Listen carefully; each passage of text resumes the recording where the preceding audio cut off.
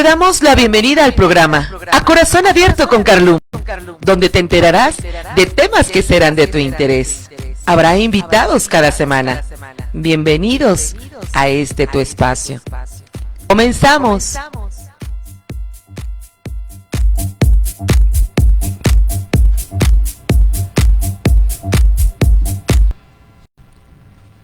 Hola, ¿qué tal, queridos radioescuchas? Es un placer tenerlos otra vez aquí este sábado. Y bueno, primordialmente quiero darle las gracias a Connie Zárate en conducción. Así que muchísimas gracias, Connie. Gracias, Lupita. Gracias, Lupita, por este apoyo que nos das. Gracias, Enrique, por estar aquí presente. Y también agradeciendo a Lalo Llamas por este espacio y a Susi Quintana, muchísimas gracias.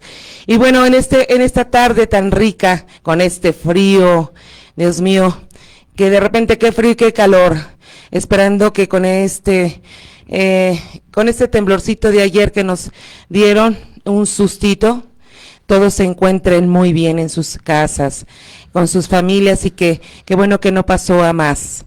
Y bueno, pues en esta tarde tenemos otra vez con nosotros a la doctora Laura Romero, a quien le recibimos con un fuerte aplauso, aquí en A Corazón Abierto con Carlum, señores. Este tema, es en nuestro segundo tema de el árbol genealógico. Nos quedamos pendientes, nos quedamos con mucha más información que sería bien importante tener bien en cuenta.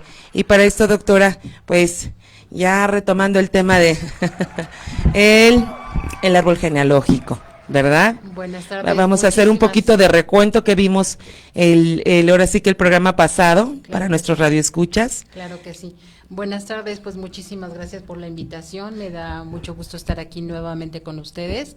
Y sí, efectivamente, un poquito más cerca del micrófono, doctora, por favor. Perdón. Gracias, muy amable. Pues bueno, vamos a hacer un recuento de lo que vimos en la ocasión anterior. Les platiqué cómo en la familia o en nuestro clan tenemos lealtades, y esas lealtades pues nos hacen tener ciertas enfermedades que coinciden con las enfermedades del clan.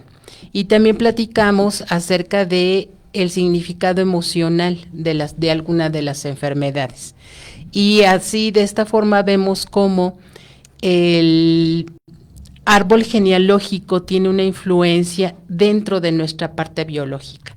En la ocasión anterior les comenté que somos un espíritu habitando un cuerpo biológico, y pues bueno, es esta parte de combinar o de llegar al equilibrio entre los dos es la finalidad principal de componer todo lo que hay que componer en el árbol genealógico. El cuerpo, la parte espiritual está llena de las memorias que se llaman memorias transgeneracionales, así de igual manera que nuestro cuerpo biológico tiene memorias a través del ADN, que son las que nos dicen, pues, de qué color son nuestros ojos, de qué color nuestro cabello, etcétera, etcétera. Así, de la misma manera, la parte espiritual tiene sus memorias transgeneracionales, que son las que nos llevan a estas respuestas del inconsciente, a las respuestas automáticas que se dan en la vida cotidiana. Entonces, pues estas respuestas tienen una repercusión en nuestra biología y nos van condicionando a que nuestro cuerpo se comporte de tal o cual manera físicamente. Y mentalmente, ¿no, doctora? Porque traemos información, por lo que estoy entendiendo. A esa parte iba. Lo que pasa es que primero estábamos viendo la parte de la biología, que fue el programa anterior, en donde, pues bueno, en donde yo estudié, nos decía el maestro, todos tenemos el cuerpo que necesitamos. Cuando nos dijo esto en la clase, ella dije, ¿what? O sea, así como que, qué tan gordito, si yo necesito estar flaquita y bien bonita. Pero resulta que el cuerpo se va adaptando justo a la actividad que nosotros le damos. Si nuestra vida es sedentaria, si en nuestra familia no hubo personas competitivas o que hicieran algún ejercicio o algún algo, pues obviamente vamos a tender a esa parte de ser sedentarios y heredar ese pensamiento de la familia, esa costumbre. O sea, yo recuerdo que una de mis hermanas, la más grande, decía, yo correr, o sea, así como que, ¿para qué? ¿Tras de quién? ¿O en busca de qué? Entonces, con esa idea teníamos casi toda la familia. Entonces, nuestra familia es sedentaria. Hay otras familias en donde sí son más competitivos y que vamos a la carrera de esto, vamos a la carrera del otro, y todos se inscriben, etcétera, etcétera, ¿no? Entonces, esta es la parte, perdón, la parte de nuestras memorias o de nuestras costumbres, por decirlo así, de cada clan, que interfieren o impactan nuestro cuerpo biológico. Entonces, por esta razón, el estudiar el árbol genealógico se llama biogenealogía. Es la genealogía que impacta a la biología. Alejandro Jodorowsky le llamó psicogenealogía, que es exactamente lo que me mencionas, que es la parte de la genealogía, cómo afecta la emoción o el pensamiento o la psique, que es hacia dónde vamos. La parte psicológica y la parte emocional que se ve impactada por el árbol genealógico viene a ser toda esta parte de las costumbres o de los dichos de la familia. Nosotros tenemos 4 egos. Entonces, tenemos un ego intelectual, un ego emocional, un ego sexual creativo y un ego material. Y cada uno de ellos proviene de una generación dentro de nuestro clan. El ego intelectual nos la dan nuestros bisabuelos y significa todos los dichos y refranes y costumbres intelectuales, la ideología de ese clan. Por ejemplo, la bisabuela que dice, en esta familia no está bien visto que las mujeres se divorcien. Sí, o sea, claro. Si vamos hacia esas generaciones, pues bueno, en la mía, por ejemplo, que ya estoy un poquito más viejita, mi bisabuela, pues bueno, era del 1800, ¿no? Entonces, no es cierto, me fui muy lejos. Mi bisabuela del 1910, me equivoqué en la fecha, del 1900, pero sí era de la época de la revolución más o menos, o sea, de los vestidos largos, de que las señoritas tenían que estudiar música, etcétera. Entonces, todos esos dichos van generando la forma de pensar del clan, porque obviamente esta bisabuela se convierte en cierta forma, aunque no haya un matriarcado dentro de la familia, en la cuna de lo que se dice, de lo que se piensa. Después viene la parte emocional que nos la dan los abuelos. Todos sabemos que los papás dicen, bueno, yo tengo hijos y se los llevo con la abuela y los maleduca. Porque los apapacha, los quiere, los mima, los cuida. O sea, nosotros aprendemos a amar de la forma en la que nuestros abuelos amaron. Y es como nuestra abuelita que decía, ay, cómo me acuerdo cuando a tu abuelito me regalaba rosas y me llevaba cajas de chocolate. Sí. Entonces nosotros tendemos a idealizar el amor porque lo vemos a través de los ojos de los abuelos. Sí, obviamente si tenemos unos abuelos distanciados o separados o un abuelo que fue muy mujeriego, etcétera, pues de la misma forma se va a manifestar. O sea que si mi mamá fue una persona reprimida, por así decirlo, en aquellos ayeres nuestros abuelitos, tienden las generaciones a tener similares de las que había antes, doctora. Bueno, sí. Sí, o sea, estábamos en la parte emotiva, sí. Si yo tengo, por ejemplo, es que ya tú me estás hablando de 2 generaciones, de la generación de madre e hija, la madre que educa y el padre que educa. Estábamos con los abuelos, pero bueno, ok, sigue. La parte de los padres es nuestra parte sexual creativa. Entonces tiene que ver con la sexualidad como tal, o sea, cómo se comportan nuestros padres en la parte sexual, nosotros llevamos esa parte también. Entonces es el buscar la pareja afín, si es que es a tu pregunta. Sí. Entonces, obviamente el primer hombre que las mujeres ven siendo la niña 1, no siendo la niña 2, porque eso también es importante, el primer hombre de quien se enamora es de su papá. O sea, de los 3, 5 años, o sea, quien ve principalmente la niña es al papá, porque es reflejo del amor de la madre hacia el padre.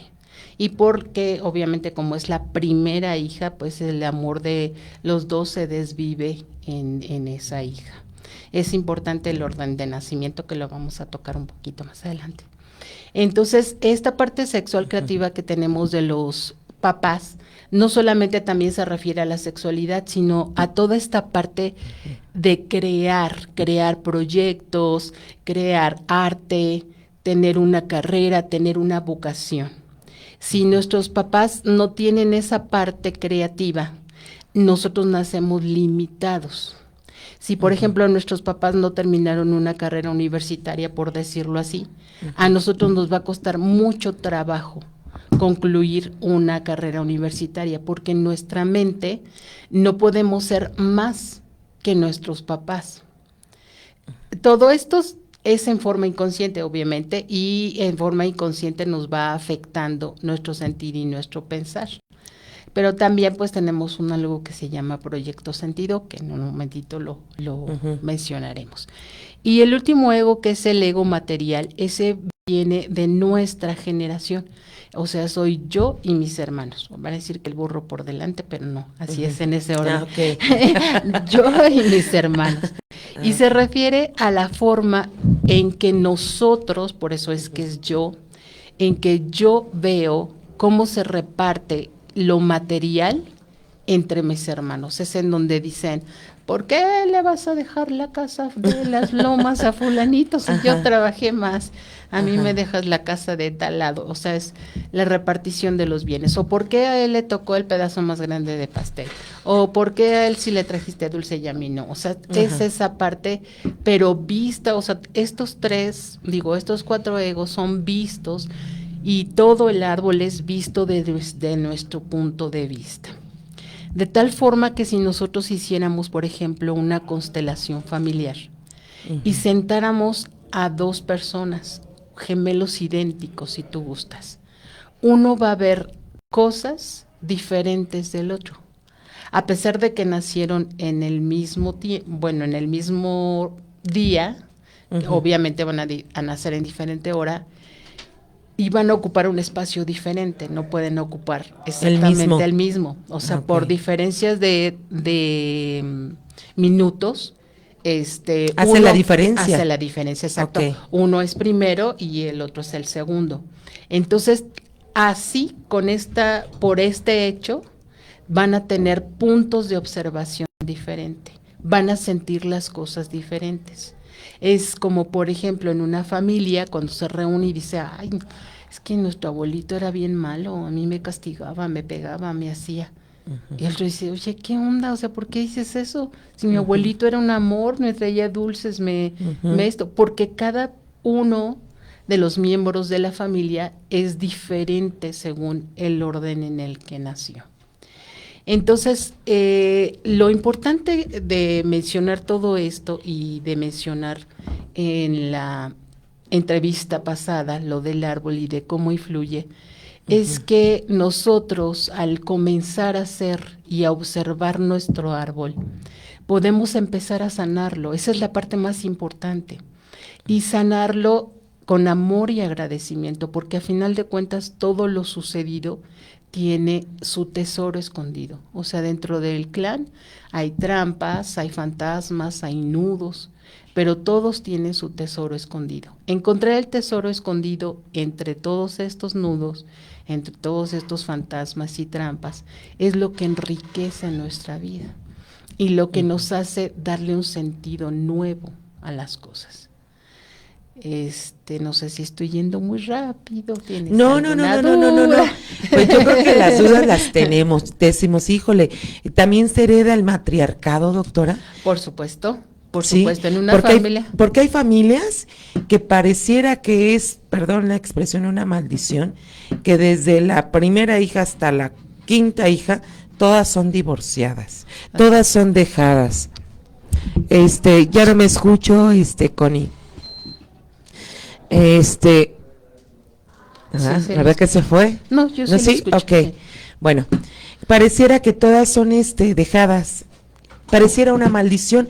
¿Tiene que ver mucho con el árbol genealógico? Por supuesto, por supuesto. Como ya dijimos, se hereda la parte de la ideología de la bisabuela, ¿no? O sea, normalmente en un matriarcado, el matriarcado comienza con la bisabuela y todos veneran en la familia a la bisabuela y las reuniones anuales se hacen en honor de la bisabuela o en honor de lo que ella decía. Entonces, obviamente, nosotros tenemos algo que se llama frecuencia vibratoria, que lo comentamos la ocasión pasada, me parece. Entonces, Sí. esta frecuencia vibratoria nos va a hacer que atraigamos lo que necesitamos para observar. Para observar, siempre es para observar y componer los duelos y componer, cerrar duelos, cerrar cosas y para que el árbol trascienda. O sea, el árbol se comporta de la manera como se comporta por supervivencia. O sea, siempre es así, el inconsciente va a actuar para que el sujeto sobreviva y para que el clan sobreviva y así sucesivamente. Entonces, todas las cosas están en función de lo que le ha servido a ese árbol para que tenga la supervivencia y la unión del clan. Si para ese árbol el matriarcado sirve porque la abuelita era la ricachona, era la de la heredera, era la de la dote, sí. Pues entonces para ese clan es importante todos los decires y los mandatos de esa bisabuela. Entonces, por supuesto, nosotros vamos aprendiendo de lo que observamos o como hijos, ¿sí? O sea, esa es nuestra primera escuela. Aprendemos según la observación de la cotidianeidad. Entonces, si nuestros abuelos vieron que la bisabuela mandaba y el bisabuelo obedecía, para ellos eso es normal. Eso es lo que tiene que pasar. Y entonces, como eso es lo que tiene que pasar, pues lo repito, porque eso es lo que funciona.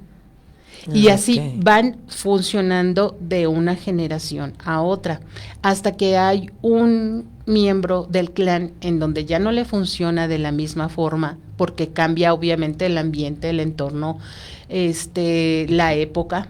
Entonces se da cuenta que ya no funciona lo que está sucediendo y se convierte en la oveja negra del clan. Y es el que ve que todo eso, esa historia transgeneracional le está afectando en su vida.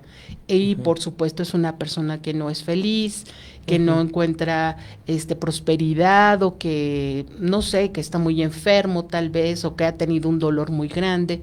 Y entonces al no encontrarle una explicación a la mano y empieza a buscar en sus memorias, se va dando cuenta de cómo esta repetición es la que le ha afectado en su vida actual.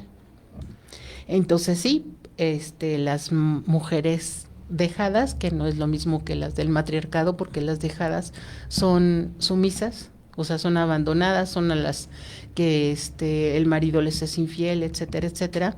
En cambio, las del matriarcado generalmente son ellas las que abandonan, y casi no, más bien una mujer de matriarcado siempre tiene una pareja que es dominada. Entonces, ay, qué interesante, doctora. Y eso, pues no se supone que es de carácter fuerte y... Por eso, o sea, la matriarca consigue una pareja que es dominada por la matriarca. O sea, alguien que se deje dominar. Porque si no, no hay forma de que hagan pareja. Si se juntan dos dominantes, no van a funcionar. O sea, se van a disgustar a cada rato, en tanto uno no ceda con el otro. Ah, ok. Yo tengo una duda, doctora. Adelante. En cuestión a lo que usted comentaba de que se suscita una situación en donde los hijos o la hija, porque la mamá no estudió, la hija tampoco porque se siente menos que la mamá. Exactamente. Pero también se puede romper ese, no sé cómo llamarle, esa tradición, ese estigma. Ajá. ¿También se puede romper? Claro, por supuesto que sí. ¿Y eso cómo se le llama? Lo que pasa es que, vamos a lo siguiente. Lo siguiente que vamos a comentar se llama proyecto sentido. Ese proyecto sentido es lo que nuestros padres desean que nosotros seamos cuando están embarazados. O sea, embarazados ambos, o sea, porque al final de cuentas la mujer está embarazada, pero el papá pues también colabora, ¿no? Entonces, el matrimonio está embarazado y empieza con los sueños. Entonces, muchas veces ya desde los papás empieza esta rebeldía, por decirlo así, del clan. O sea, ya el papá que solamente estudió hasta que te gusta sexto de primaria o que solo terminó la primaria y la mamá igual, y se dan cuenta que en el entorno ya es necesario que los hijos sepan más. Cuando están embarazados, empiezan a proyectar y empiezan a decir, no, pues yo quiero que mi hijo sea un gran ingeniero. O que mi hijo sea un gran arquitecto. Entonces ya desde ahí ellos ya tienen ese deseo de que el hijo sí logre las cosas y van a hacer todo lo que esté de su parte para que el hijo prospere. Más bien se proyectan en el hijo. Exactamente. Todas las cosas claro, que no pudieron hacer. Obviamente no todos los papás son iguales, porque hay papás que dicen, pues es el octavo hijo, pues bueno, con que salga vivo me doy por me doy por bien servido, ¿no? Claro. Entonces, decía Alejandro Jodorowsky que después del quinto hijo, el sexto ya no es observado. También el quinto ya no es observado, o sea, los primeros 4 sí son observados, son más vistos, son más a los que se les cuida con mayor atención, y a partir del quinto o sexto en adelante ya no son vistos porque son demasiados, o sea, no abarca o todo el conocimiento o todo lo que tiene la mamá, a menos de que haya una diferencia de edades muy grande, porque entonces si hay una diferencia muy grande de edad, el hijo quinto o el hijo sexto es visto como el primero, porque ya pasó muchísimo tiempo entre el resto de los hermanos y el que está. Entonces, pues bueno, volviendo al proyecto sentido, este proyecto sentido es todo lo que los papás desean acerca de este hijo que van a hacer. Entonces lo proyectan ya sea